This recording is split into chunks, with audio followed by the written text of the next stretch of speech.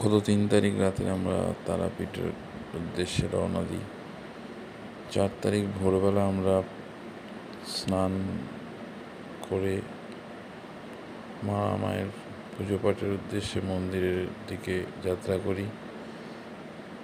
পুজো পাঠ সম্পন্ন করে আমাদের মহাশ্মশানে একটি ভান্ডারার আয়োজন করি দিন দরিদ্র দুঃখী মানুষের জন্য।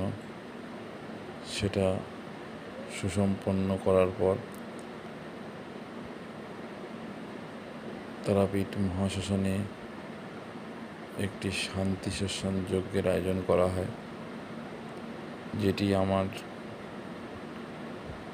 একজন কনিষ্ঠ ভ্রাতার আয়োজন করেন। যজ্ঞ সুসম্পন্ন করে আমরা রাতে আবার হোটেলে ফিরে আসি।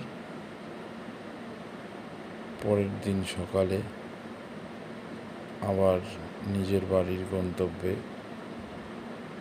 যাত্রা শুরু করি। সকলে ভালো থাকবেন, সকলে সৎ উপদেশ নেবেন, সৎ পথে থাকবেন, আর তারা মায়ের নাম স্মরণ করবেন। জয় মা তারা, জয় গুরু বামদেব। সকলই তোমারই ইচ্ছাময়ী তারা তুমি। জয় মা তারা, জয় জয় তারা, জয় গুরু বামদেব।